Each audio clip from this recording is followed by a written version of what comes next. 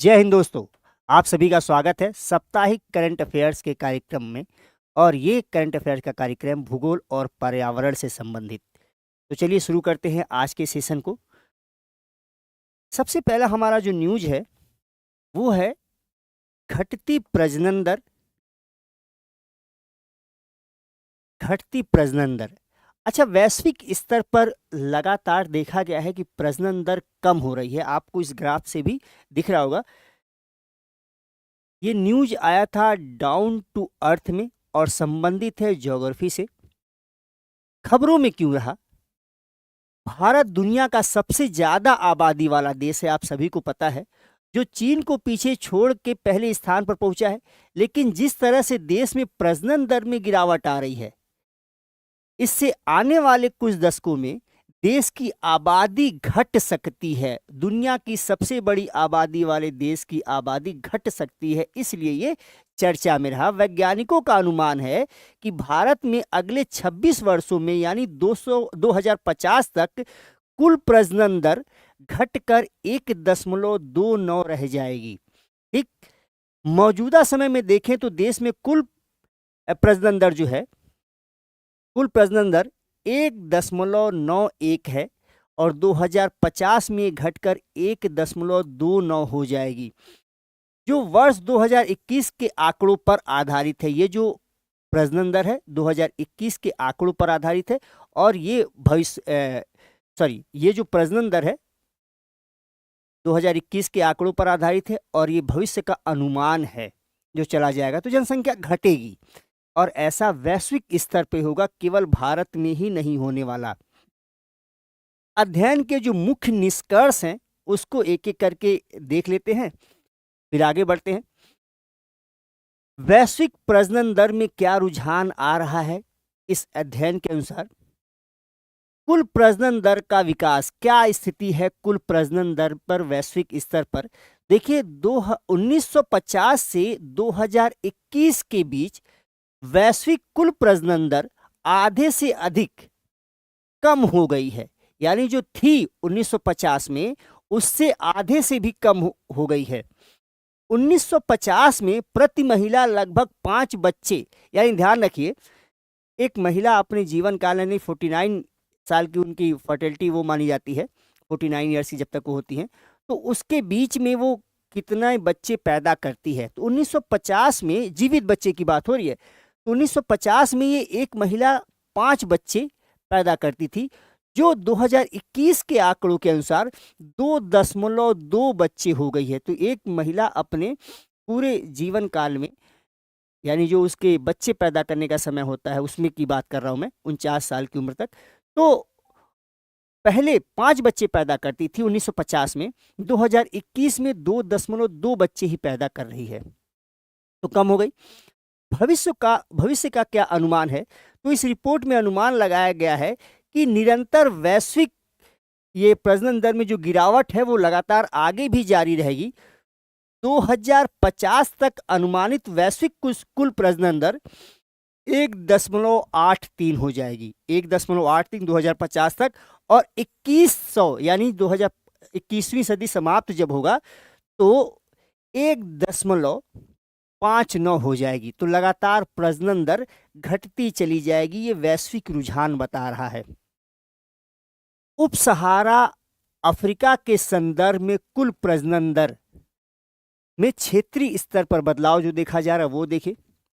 1950 में वैश्विक स्तर पर शिशु जन्मों का 1/3 दक्षिण पूर्व एशिया, पूर्वी एशिया, ओसेनिया से था। यानी 1950 में जितने भी बच्चे जन्म लेते थे उसका 1/3 बच्चा, यानी अगर 90 बच्चे जन्म ले रहे हैं तो उसका उनमें से 30 बच्चे दक्षिण पूर्व एशिया, पूर्वी एशिया और ओशियानिया में पैदा होते थे। ठीक, लेकिन 2011 के बाद से यह आंकड़ा उप सहारा अफ्रीका में स्थानांतरित हो गया है। यहां की जगह ये कहां चला गया? उप सहारा में स्थानांतरित हो गया है। उप सहारा अफ्रीका में 1950 में वैश्विक शिशु प्रजनन का 8%, यानी 1950 में उप सहारा में 8% बच्चे पैदा होते थे, जो 2021 में बढ़कर 30% बच्चे हो गए हैं। ठीक, तो जो चीज एशियाई, दक्षिण पूर्वी एशिया और ओशियानिया में जितने बच्चे पैदा होते थे, अब वहां बच्चे जन्म दर यानी जन्म दर घट रहा है, और उसकी जगह कौन ले रहा है? उप सहारा क्षेत्र ले रहा है। उप सहारा अफ्रीका के कई देशों में यह प्रजनन दर अभी भी बेहद ऊंची बनी हुई है, और इन क्षेत्रों में यह प्रजनन दर वैश्विक औसत के करीब दोगुनी है। वैश्विक औसत का 2 गुना है। वहां प्रति महिला औसतन लगभग 4 बच्चे पैदा कर रही है उप सहारा अफ्रीका में। यह आपको ध्यान रखना होगा।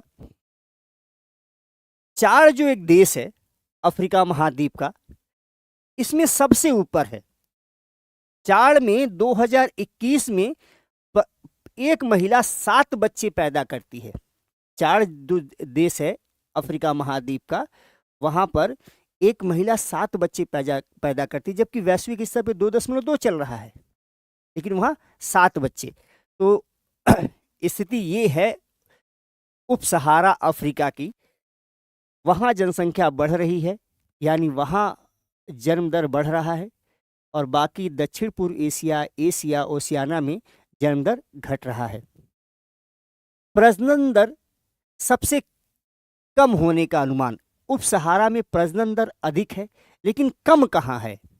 तो ध्यान रखिएगा, 2050 में 2 देशों, एक तो प्यूर्टो और दूसरा दक्षिण कोरिया, प्यूर्टो का प्रजनन दर होगा 2050 में 0.84, यानी एक औरत एक बच्चा भी पैदा नहीं करेगी अपने जीवन काल में, और दक्षिण कोरिया में 0.82%। ठीक, यहाँ 8.4 और यहाँ 8.2। आने वाले दशकों में वैश्विक प्रजनन दर काफ़ी नीचे जाएगी। सिंपल सी बात है, ये आंकड़े यही बता रहे हैं कि लगातार प्रजनन दर कम होता जा रहा है, तो वैश्विक प्रजनन दर नीचे चलता चला जाएगा। ये अलग बात है कि जितने बच्चे पैदा होंगे वो किस एरिया में ज़्यादा पैदा होंगे। जैसे उप सहारा क्षेत्र में वैश्विक स्तर पर सबसे अधिक प्रजनन दर रहेगी। सदी के अंत तक 2004 देशों में से 6 देशों में प्रजनन दर प्रति महिला 2.1 जीवित जन्मों में से अधिक होने की संभावना है। अब ध्यान समझिएगा, पूरे विश्व में 204 देश हैं। 204 देशों में 6 देशों में यह प्रजनन दर प्रति महिला 2.1 रहेगा। और इन देशों में कौन कौन शामिल है? समोआ, सोमालिया, टोंगा, नाइजर, चाड और तजाकिस्तान।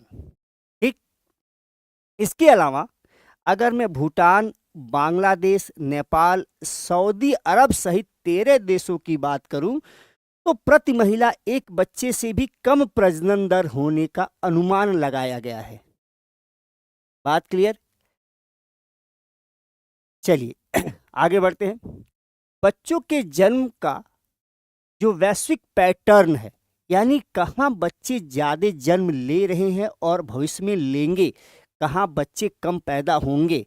ठीक, तो देखिए बच्चों के जो जन्म का दर है वो बदलाव की स्थिति में है। जैसे अभी मैं बताया हूँ आपको कि उप सहारा क्षेत्र में ज़्यादा बच्चे पैदा हो रहे हैं, जबकि दक्षिण पूर्व दक्षिण एशिया और ओशियाना में पहले बच्चे ज़्यादा पैदा हुआ करते थे पूरे वैश्विक स्तर के हिसाब से देखा जाए तो। लेकिन अब ये पैटर्न बदल रहा है। आंकड़े कहते हैं कि 2021 में दुनिया के कुल 29% बच्चे उप सहारा अफ्रीका में पैदा हुए। ठीक, और सदी के अंत तक यह आंकड़ा 54% तक पहुंच जाएगा। यानी आप सोचिए 2021 में केवल 29% बच्चे उप सहारा क्षेत्र में पैदा हुए, पूरे विश्व के 29% बच्चे उस उप सहारा क्षेत्र में, जबकि ये आंकड़ा इस सदी के अंत तक 54 हो जाएगा। 29 की जगह 54% बच्चे उप सहारा क्षेत्र में पैदा होंगे पूरे विश्व के। ठीक, आने वाले दशकों में अधिकांश बच्चे दुनिया के कुछ सबसे सीमित संसाधन क्षेत्रों में पैदा होंगे, यानी जहां पर समृद्धि कम होगी, गरीबी होगी, वहाँ पर वहाँ पर प्रजनन दर ज़्यादा होगा, बच्चे अधिक पैदा होंगे। यह अनुमान लगाया गया है सदी के अंत तक दुनिया के 3/4 यानी 77% से अधिक जीवित बच्चे निम्न और निम्न मध्यम आय वाले देशों में जन्म लेंगे। यानी जो देश आर्थिक रूप से पिछड़ा हुआ है, समृद्ध नहीं है, गरीब देश है, वहाँ के लोग गरीब हैं, वहाँ का प्रजनन दर अधिक रहेगा। 1950 में वैश्विक स्तर पर 9.3 करोड़ जीवित बच्चे पैदा हुए। कब?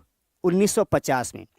2016 में 14.2 करोड़ बच्चे पैदा हुए, वैश्विक स्तर की बात कर रहा हूं। और 2021 में 12.9 करोड़ बच्चे पैदा हुए। अब आप जरा देखिए, 1950 में जीवित बच्चे कितने पैदा हुए थे? 9.3 करोड़। 2016 में अचानक, आप देखा, अचानक नहीं, 1950 से 2016 लंबा समय होता है, लेकिन बच्चे ज्यादा पैदा हुए। कितने? 14 करोड़, 14.2 करोड़। लेकिन वहीं 2021 में 12.9 करोड़ बच्चे पैदा हुए वैश्विक स्तर पे। इसका मतलब प्रजनन दर घट रहा है। ये डाटा भी यही बता रहा है।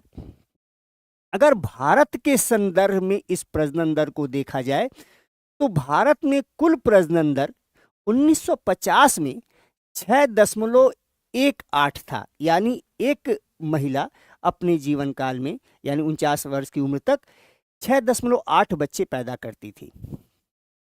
1980 में यह गिरकर 4.60 हो गया, 4.60 हो गया, और 2021 में घटकर 1.91 हो गया। यानी आप देख रहे हो, लगातार भारत में प्रजनन दर कम होती जा रही है। 1950 तक भारत में प्रत्येक 5 में से एक व्यक्ति 60 वर्ष की उम्र से अधिक होगा। कारण क्या है? नए बच्चे तो पैदा हो नहीं रहे, मतलब बच्चे पैदा हो नहीं रहे हैं, जो है उनकी उम्र बढ़ती जाएगी। जैसे कि चीन में वर्तमान समय में है। चीन में जनसंख्या घटी है, एकदम सही है, लेकिन जो पैदा हो गए वो बूढ़े हैं और नए बच्चे कम आए हैं। तो ये जो रेशियो है बिगड़ा है। यानी जो मानव संसाधन चाहिए, जो कार्मिक मानव संसाधन चाहिए, वो उनको नहीं मिल पाएगा, और ये देश की अर्थव्यवस्था में एक बड़ा नुकसान लेके आएगा। तो जो पीढ़ी कम बच्चे पैदा करने की सोच रही है, ये आंकड़े सोचिए क्या कह रहे हैं कि अगर आप देश के आर्थिक विकास को चाहते हैं तो बच्चे पैदा कीजिए, कम से कम इतना बच्चे पैदा कीजिए। 2.1% जो प्रतिस्थापन दर होता है, यानी एक पीढ़ी से दूसरी पीढ़ी को स्थानांतरित होता है, 2.1 होना चाहिए, ये हो पाए। फिलहाल भारत में प्रजनन दर में गिरावट के कारण क्या है? स्वास्थ्य देखभाल कार्यक्रमों का प्रभाव।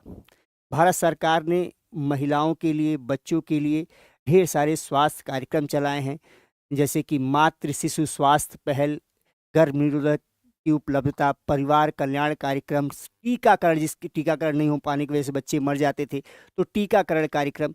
इन कार्यक्रमों की वजह से एक तो जीवित बच्चे प्रॉपर पैदा हो रहे हैं, साथ में मरने का दर कम हो गया है। ठीक, तो जब मरने का दर कम हो जाएगा, पहले बच्चे खूब मरते थे, 8-8 बच्चे पैदा कर लिए, उनको पता था कि चाहे 6 बच्चे इसमें से मर जाएंगे, 2 ही बचेगा। अब क्या हुआ, जब ये सारा स्वास्थ्य सुविधाएं आ गई हैं, तो उनको पता है मेरा 2 बच्चा पैदा होगा, दोनों बचे रहेंगे, तो फिर वो तीसरे, चौथे, 5वें के लिए नहीं जाते हैं। एक आर्थिक प्रभाव देखिए, अंतर पीढ़ीगत धन स्थानांतरण की गतिशीलता। भाई, जितने ही बच्चे पैदा करोगे आप, उतना ही आपका धन बढ़ता चला जाएगा, आपके धन का बंटवारा होता जाएगा। तो आज के समय में जो भी लड़का और लड़की है इस बात को जानता है, तो एक कारण ये बनता है, वो सोचे कम बच्चे पैदा करो, हमारे पास जो है वो आप हमारे बच्चे के पास जाएगा, कम नहीं होगा। बच्चे के पालन पोषण से जुड़े खर्च, अगर आप पहले जमाने की तरह संयुक्त परिवार होता और एक बच्चे या जितने बच्चे पैदा हो रहे हैं पूरा परिवार उसका बोझ उठाता, ऐसा है नहीं। अब परिवार एकल है, और एकल परिवार की वजह से एक बच्चे को पालना भी अधिक होता चला जा रहा है। एक बच्चे का भी पालन पोषण का प्रॉपर खर्च नहीं निकल पा रहा है। तो माता पिता अब इतने जागरूक हुए हैं कि जो बच्चा है उसका अच्छे से पालन पोषण शिक्षा आदि कार्य हो पाए, इसलिए बच्चे कम पैदा करो। तो आर्थिक स्थिति ऐसी बन रही है कि बच्चे कम पैदा किए जा रहे हैं। महिलाओं का सशक्तिकरण, महिला साक्षरता दर में प्रगति, कार्यबल में महिलाओं की बढ़ती भागीदारी। अब देखिए, पहले क्या था, महिलाएं साक्षर नहीं थीं, महिलाएं बाहर नहीं निकला करती थीं, वो घर में रहा करती थीं। तो परिवार नियोजन में महिलाएं क्या सोचती हैं वो परिवार में नहीं माना जाता था। पुरुष क्या सोचता है ये माना जाता था। अब महिलाओं के हिसाब से समाज नहीं चलता था, पुरुष के हिसाब से, यानी समाज का मतलब बच्चे पैदा करने की बात मैं कह रहा हूँ। महिलाओं के हिसाब से नहीं चलता था, पुरुष के हिसाब से चलता था। जब महिला साक्षर हुई है, महिला जागरूक हुई है, महिला सशक्त हुई है, महिलाओं का सशक्तिकरण हुआ है, महिलाएं घर से बाहर निकली हैं, अपने अधिकारों को समझी हैं, अब उनका भी निर्णय होने लगा परिवार नियोजन में, उनको बच्चा कब चाहिए, कितने चाहिए और या नहीं चाहिए। साथ ही अब महिलाएं बच्चों के पालन पोषण को अनिवार्य नहीं देखती। पहले क्या होता था, बच्चा पैदा होता था तो माँ की जिम्मेदारी हो जाती थी बच्चे को पाले पोसे, वो प्राइमरी वर्क था उसका। लेकिन अब ये सेकेंडरी यानी वैकल्पिक हो गया है। अब क्रच जो चल रहा है, बच्चे पैदा हुए, माँ बाप दोनों ऑफिस जा रहे हैं और बच्चे को किसी और के पास छोड़ के जा रहे हैं, वो पूरे दिन बच्चे को देख रहे हैं, तो ये वैकल्पिक हो गया बच्चा पालना। साथ ही आज की डेट में बच्चे को गोद लेना ये भी प्रथा चल निकली है और महिलाएं अब ये सोचती हैं कि हम आर्थिक रूप से सशक्त रहें, समाज में हमारा प्रभाव रहे, हमारा एक मुकाम रहे, तो बच्चे नहीं पैदा करना है और हम बच्चे गोद लेके काम चला लेंगे। तो ये भारत में प्रजनन दर कम होने का एक कारण बनता चला जा रहा है। अब प्रजनन दर में गिरावट के दीर्घकालिक क्या परिणाम हो सकते हैं? परिणाम ये होगा, कार्यशील आयु यानी जो काम करना है, काम करने वाले 59 साल तक के लोग की जनसंख्या में कमी। भाई लगातार बच्चे पैदा हो रहे थे तो कार्यशील आयु बनी रहती थी, लेकिन अब क्या हो रहा है, प्रजनन दर घटने की वजह से जो पैदा हो गए वो बूढ़े हो गए, उनको इस प्रतिस्थापित करने के लिए नए लोग नहीं आए, तो कार्यशील जनसंख्या में कमी हो जाएगी। अगर कार्यशील जनसंख्या में कमी हो गई, नए बच्चे नहीं आ रहे हैं यानी बच्चे पैदा नहीं हो रहे हैं, तो बुजुर्गों की आबादी बढ़ जाएगी और बुजुर्गों की आबादी अगर बढ़ेगी तो ये हमारे ऊपर लाइबिलिटी है। आर्थिक रूप से हम उनको खान पान, रहने, स्वास्थ्य की देखभाल, ये हमारी जिम्मेदारी है। तो हमारे ऊपर बोझ बढ़ेगा और बोझ उठाने वाले कम बढ़ रहे हैं, जो बोझ उनका उठाएंगे उनकी जनसंख्या कम हो रही, तो ये समस्या आएगी। विकसित देशों के ऐतिहासिक आंकड़े से पता चलता है कि एक बार जब प्रजनन दर प्रतिस्थापन स्तर से नीचे, या प्रतिस्थापन स्तर मतलब 2.1 के स्तर को प्रतिस्थापन स्तर कहते हैं। एक महिला अपने जीवन काल में यानी 49 ईयर्स के तक 2.1 बच्चे अगर पैदा करती है तो पुरानी पीढ़ी की जगह ये आगे पीछे वाली पीढ़ी ले लेती है, इतना चाहिए।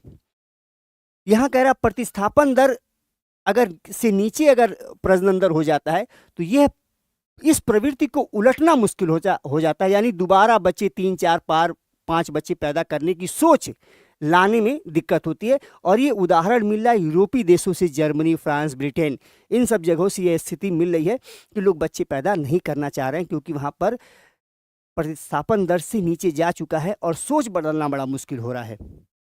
विषम लिंग अनुपात और लैंगिक असंतुलन। भाई जब बच्चे पैदा नहीं करोगे, एक ही बच्चा है, चाहे वो लड़की हो या लड़का, अब आप जो पैदा हो गया वो चल रहा है, तो लैंगिक संतुलन गड़बड़ा सकता है, ये संभावना है। ऐसा नहीं गड़बड़ा ही जाएगा, लेकिन गड़बड़ हो सकता है। किसी देश, किसी क्षेत्र में लड़कियां ही लड़कियां ज़्यादा हो जाएं, किसी क्षेत्र में लड़के ही लड़के ज़्यादा हो जाएं, तो लैंगिक संतुलन बिगड़ सकता है। अच्छा, यहाँ कुल प्रजनन दर के बारे में बता दिया। बार बार मैं कुल प्रजनन दर मैं बोल रहा था। तो कुल प्रजनन दर का आशय ये है कि महिलाएं जो कि 15 से 49 वर्ष आयु की हैं, अपने जीवन काल में कितने बच्चे पैदा करती हैं। और प्रतिस्थापन दर में बता दिया, ये आंकड़ा 2.1 का होता है। ठीक, अब नेक्स्ट न्यूज है स्वेल तरंग। लहरें देख रहे हैं आप लोग, एकदम सेम डिस्टेंस पे है, यही है स्वेल तरंग। ये न्यूज आया था द हिंदू में ज्योग्राफी से संबंधित है, खबरों में क्यों रहा? केरल के मध्य और दक्षिणी जिलों में प्रचंड लहरों ने तटीय क्षेत्रों को जलमग्न कर दिया। समुद्र में उठी प्रचंड लहरों ने तटीय क्षेत्रों को जलमग्न कर दिया। स्वेल तरंग ने केरल के तटीय क्षेत्रों में काफी नुकसान पहुंचाया है, जिसके कारण वहां रहने वाले तटीय समुदाय को काफी नुकसान उठाना पड़ा है। तिरुवनंतपुरम, कोल्लम, अलपुझा, त्रिशूर जैसे क्षेत्रों में ये स्थिति और भी गंभीर हुई है। बेसिकली समुद्र में उठने वाली ये लहरें हैं जिसे स्वेल तरंग कहा गया है। देखिए अब होता क्या है, स्वेल तरंग क्या होती हैं उनके बारे में हम लोग देख लेते हैं। समुद्र की सतह पर लंबी तरंग दैर्ध्य वाली तरंगों को स्वेल तरंग कहते हैं। तो क्या हर लंबी तरंग दैर्ध्य वाली समुद्री लहरों को स्वेल कहा जाएगा? नहीं, ध्यान रखिएगा, ये स्थानीय पवनों के कारण नहीं उत्पन्न होती हैं। बेसिकली जब लहरें उत्पन्न होती हैं तो पवन के घर्षण के कारण जल आगे बढ़ता है तो एक लहर बनती है। तो वो लहरें स्वेल तरंग नहीं है, यानी जो स्थानीय पवन के कारण लहरें उत्पन्न हुई हैं वो स्वेल तरंग नहीं कही जाती। स्वेल तरंग कैसे उत्पन्न होती हैं? समुद्र के आंतरिक भागों में किसी तूफानी परिस्थिति के कारण या निम्न वायुदाब परिस्थिति के कारण जब लहरें उठती हैं तो वो स्वेल तरंगे कहलाती हैं। ठीक, ये स्थानीय पवनों के कारण उत्पन्न नहीं होती। ये समुद्र के अंदर भाग में तूफान हो गया, निम्न वायुदाब का क्षेत्र बन गया, चक्रवात जैसी स्थिति आ गई, इनके कारण जो लहरें उत्पन्न होती हैं उन्हें स्वेल तरंग कहा जाता है। ठीक, ऐसे तूफानों के दौरान हवा पानी में भारी ऊर्जा का स्थानांतरण होता है जिससे बहुत ऊंची लहरें बनती हैं। बेसिकली मान लीजिए कोई समुद्री क्षेत्र है, ये समुद्री क्षेत्र यहाँ लो प्रेशर का सेंटर बना, हवाएं यहाँ चल रही हैं, ऊपर उठ रही हैं, कुछ विक्षोभ उत्पन्न हो रहा है जिससे लहरें बन के जा रही हैं, आगे लहरें आगे बढ़ रही हैं, ये लहरें आगे बढ़ रही हैं। ठीक, तो जो हवा के कारण जल में ऊर्जा का स्थानांतरण हुआ है उसकी वजह से ये लहरें डेवलप हुई हैं। हवा के घूमने, हवा के विक्षोभ, इनके कारण जो ऊर्जा का स्थानांतरण हुआ है उसके कारण ये लहरें बनी हैं। और इसकी एक खासियत ये है, ये लहरें जब बन गई और एक दिशा में बहना शुरू कर दिया तो फिर ये रुकती नहीं है, ये स्थानीय पवनों से भी प्रभावित नहीं होती। एक बार उत्पन्न होने के बाद ये लगातार तट की ओर बढ़ती चली जाती हैं, लगातार तट की ओर बढ़ती चली जाती हैं। उनका बहाव समुद्री जल और वायु के बीच उपस्थित क्षेत्र में होता है। सिंपल सी बात है, ये जल है और ये ऊपर वायु है, तो यहाँ से ये लहरें बढ़ रही हैं, तो जल और वायु के बीच में इनका प्रवाह होता है। पवन के रुकने, स्थानांतरित होने या तरंग का पवन के स्रोत से दूर चले जाने के बावजूद भी स्वेल तरंग अपनी दिशा में गतिमान रहती हैं। जैसा मैंने अभी बताया कि ये कोई क्षेत्र है और इस क्षेत्र में कुछ विक्षोभ उत्पन्न हुआ, तूफान उत्पन्न हुआ, जिसकी वजह से स्वेल तरंगे जन्म ले ली। अब ये स्वेल तरंग इस क्षेत्र से आगे हट गई हैं तो भी ये स्वेल तरंग अपनी दिशा में लगातार आगे बढ़ती रहेंगी। बड़ी मात्रा में चूंकि इनको ऊर्जा प्राप्त हुई तो लगातार ये आगे बढ़ती रहेंगी। ठीक, अगर ये विक्षोभ जो हुआ है ये समाप्त हो जाए और स्वेल तरंग उत्पन्न हो गई है तब भी ये आगे बढ़ती रहेंगी। ठीक, एक और विशेषता इनकी है, इनका जो तरंग दैर्ध्य होता है एकदम बराबर होता है हर जगह। ठीक, और एक निश्चित दिशा में, ये अपनी दिशा नहीं बदलेंगी, जिस दिशा में जा रही है लगातार इसी दिशा में बढ़ती चली जाएंगी। नेक्स्ट, स्वेल तरंगों की विशेषताओं की अगर बात की जाए तो स्वेल तरंगे लंबी तरंग दैर्ध्य वाली होती हैं। ठीक, इनका तरंग दैर्ध्य लगभग 150 मीटर से अधिक नहीं जाता, सामान्यतः 150 मीटर से अधिक नहीं जाता, लेकिन कभी कभी ऐसी स्थिति बन जाती है जब भीषण तूफान उत्पन्न होते हैं तो इनका तरंग दैर्ध्य लगभग 700 मीटर तक हो जाता है। तरंग दैर्ध्य 700 मीटर तक हो जाता है। तरंग दैर्ध्य क्या होता है आप पता है? दो श्रृंगों और दो गर्तों के बीच की दूरी ना, इसको क्या कहते हैं? तरंग दैर्ध्य। क्या है तरंग दैर्ध्य? तो ये जब बहुत बड़ा तूफान आता है तो स्वेल तरंगे का तरंग दैर्ध्य 700 मीटर तक का हो जाता है, लेकिन सामान्यतः 150 मीटर से अधिक नहीं होता। इनकी बहाव की दिशा निश्चित होती है, तरंगों के बहाव का आकार और दिशा निश्चित होती है। मैंने अभी बताया ये तरंग जो जा रही है तो ये जो दूरी है बराबर होगी, दिशा भी एकदम निश्चित रहेगा, ये परिवर्तित नहीं होती हैं। तो ये थी स्वेल तरंगे। अब नेक्स्ट न्यूज है, भारत द्वारा हिंद महासागर में खनन के लिए आवेदन किया गया है। ठीक, आवेदन कहाँ किया गया, किसके लिए किया गया, अभी देखते हैं। न्यूज आया था द हिंदू में, ज्योग्राफी से संबंधित है ये। बेसिकली भारत ने अफनसी, निकितिन, सी माउंट और कार्लसबर्ग रिज में अन्वेषण के लिए, खोज के लिए, क्या खोजेगा, पॉलीमेटेलिक न्यूडल्स खोजेगा। तो खोज के लिए अंतर्राष्ट्रीय सीबेड अथॉरिटी में आवेदन किया है। बेसिकली ये दोनों ही जगह भारत के विशेष अधिकार क्षेत्र में नहीं आते, या एक्सक्लूसिव इकोनॉमिक जोन के अंतर्गत नहीं आते। और चूंकि यहाँ चीनी गतिविधियां बढ़ गई हैं और श्रीलंका ने भी इस क्षेत्र में खोज के लिए दावा किया है अंतर्राष्ट्रीय सीबेड अथॉरिटी में, तो भारत के लिए मजबूरी में आवेदन करना पड़ा कि भाई कोई और क्यों, मैं ही क्यों नहीं। अफानसी, निकितिन, सी माउंट के बारे में क्या है ये, अच्छा आप देखिए, ये आपको दिख रहा है चित्र में, भारत का मैप, श्रीलंका, भूमध्य रेखा, और ये भूमध्य रेखा के नीचे ये जो क्षेत्र है ये है अफानसी। ठीक, तो हिंद महासागर में ये कोबाल्ट, निकिल, मैग्नीज और तांबे का एक बड़ा समृद्ध भंडार है। भारत के तट से लगभग 3000 किलोमीटर दूर हिंद महासागर में ये स्थित है। भारत ने आवेदन तो किया ही किया है, लेकिन श्रीलंका ने भी इससे पहले इसके लिए आवेदन कर चुका है कि वो भी चाहता है कि यहाँ पाए जाने वाले कोबाल्ट, निकिल, मैग्नीज, तांबे की खोज करे, अन्वेषण करे। और चीन भी इस क्षेत्र में दिलचस्पी ले रहा है, तो भारत की मजबूरी है कि इस क्षेत्र में आगे बढ़े वो।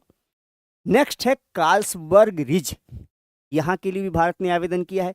आप देख रहे हैं ये अफ्रीका महाद्वीप आपको दिख रहा है और ये दिख रहा है सोमालिया तट। सोमालिया तट के साथ ही अगर आप इस समझ में आए तो ये है कार्लसबर्ग रिज। ठीक, यानी यहाँ प्लेटें अलग हो रही हैं, रिज बना है, यहाँ प्लेटें अलग हो रही हैं, ये है कार्लसबर्ग रिज। तो यहाँ के लिए भी भारत ने दावा किया है। बेसिकली 3 लाख वर्ग किलो क्षेत्र में ये फैला है, मध्य महासागरी कटक है। 3 लाख वर्ग किलो क्षेत्र में फैला ये मध्य महासागरी कटक है। ये अरब सागर के दक्षिण में, मध्य हिंद महासागर में, सोमाली बेसिन के उत्तर पूर्व में है। ये सोमाली बेसिन है, आप देख रहे हो, सोमाली बेसिन है, इसके उत्तर पूर्व में कार्लसबर्ग रिज है। यहाँ पॉलीमेटेलिक सल्फाइड, जिसमें तांबा, जस्ता, सोना, चांदी, ये पॉलीमेटेलिक सल्फाइड जो होता है, सोना, जस्ता, तांबा, चांदी से समृद्ध होता है, अच्छा स्रोत होता है वो। तो इसी की जांच के लिए, इसी के अन्वेषण के लिए भारत ने आवेदन किया है अंतर्राष्ट्रीय सीबेड अथॉरिटी में। महासागर संसाधन पर अधिकार किसका है? देखिए, अन्वेषण का अधिकार की अगर हम बात करें तो खुला महासागर आप जानते होंगे, जो किसी के भी एक्सक्लूसिव इकोनॉमिक जोन के बाहर है। ठीक, अब मान लीजिए ये भारत है, भारत का एक एक्सक्लूसिव इकोनॉमिक जोन जो है 200 नॉटिकल माइल का है। ठीक, 200 नॉटिकल माइल का है। इसके आगे ओपन सी है, खुला समुद्र है, और इस पर किसी का अधिकार नहीं है, पूरे विश्व में किसी का अधिकार नहीं। इस क्षेत्र में अगर कोई भी कोई अन्वेषण, खोज आदि करना चाहता है तो अंतर्राष्ट्रीय सी बेड अथॉरिटी से परमिशन लेनी पड़ेगी।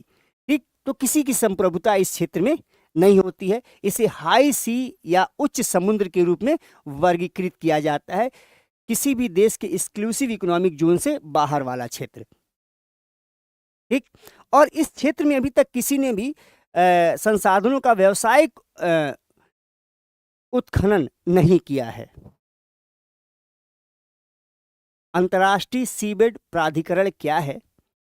समुद्र के कानून पर संयुक्त राष्ट्र कन्वेंशन के तहत स्थापित एक स्वायत्त अंतर्राष्ट्रीय संगठन है जिसका मुख्यालय जमैका में है। क्लियर?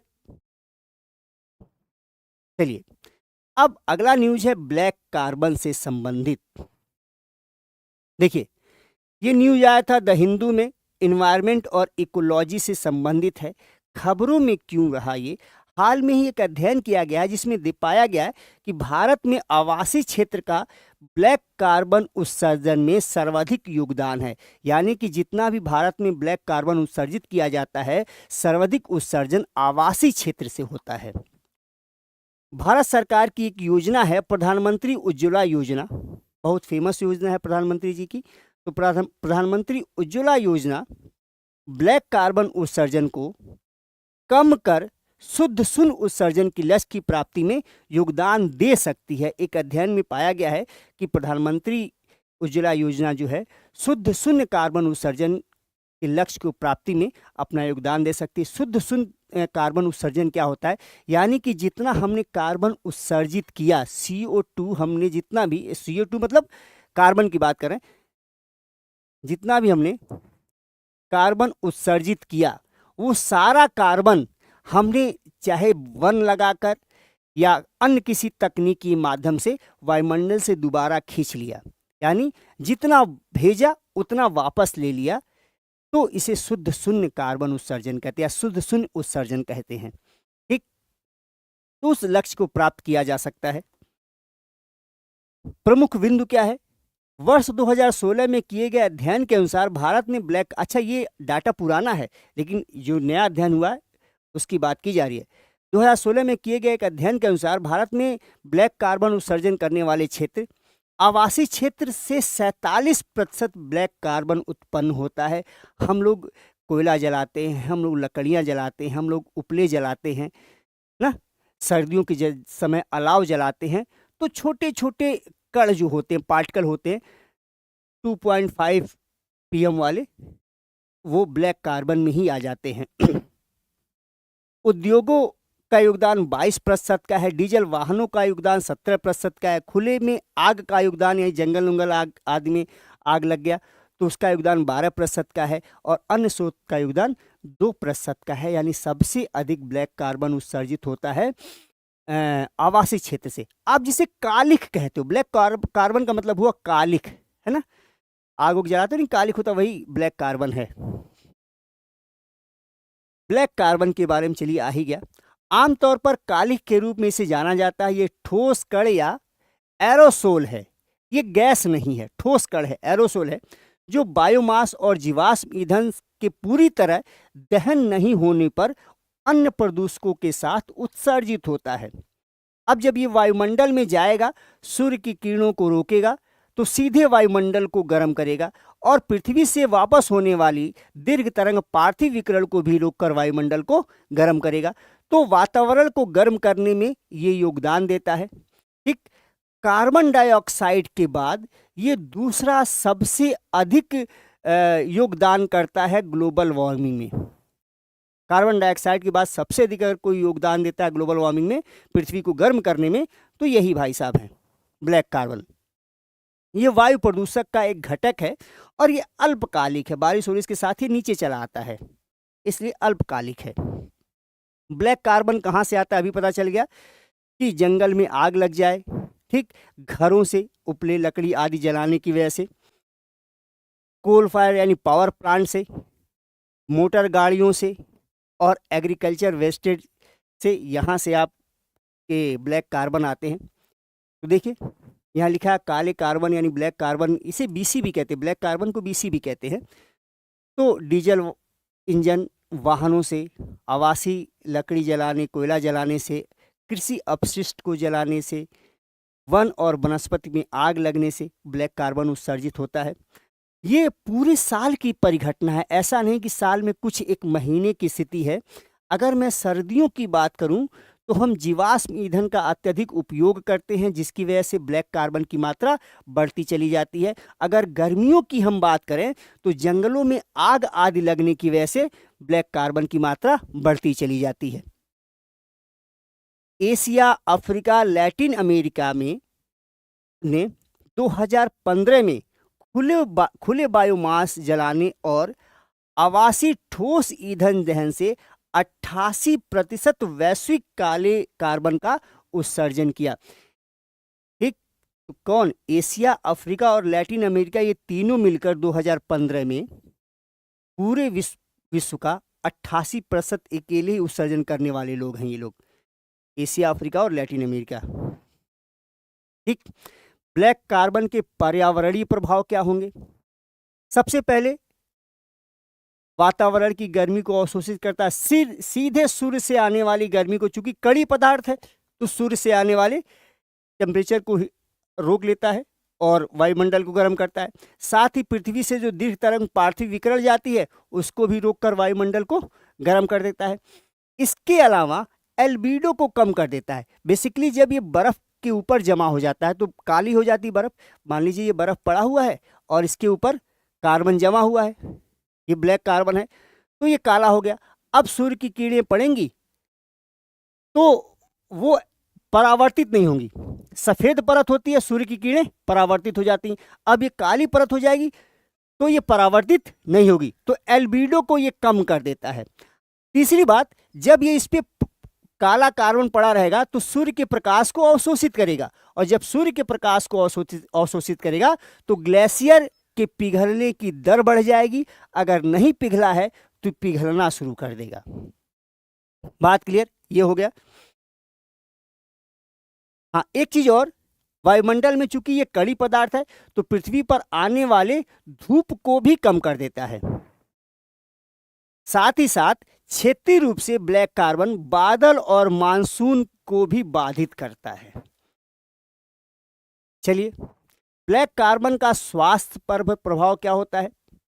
ब्लैक कार्बन PM 2.5 द्वारा उत्पन्न नकारात्मक प्रभाव में योगदान देता है, जैसे कि ये श्वसन संबंधी, चूंकि PM 2.5 है, बहुत छोटे पार्टिकल हम आँख से नहीं देख पाते, वो हमारे नाक के माध्यम से हमारे फेफड़े में पहुंच जाते हैं, तो श्वसन संबंधी, हृदय संबंधी बीमारियां उत्पन्न करते हैं, फेफड़े संबंधी बीमारियां उत्पन्न करते हैं। मधुमेह टाइप 2 यानी डायबिटीज टाइप 2 जैसे रोग हो जाते हैं, न्यूमोनिया हो जाता है, फेफड़े का कैंसर हो जाता है। तो पर्यावरणीय प्रभाव के साथ साथ ब्लैक कार्बन स्वास्थ्य पर भी विपरीत प्रभाव डालते हैं।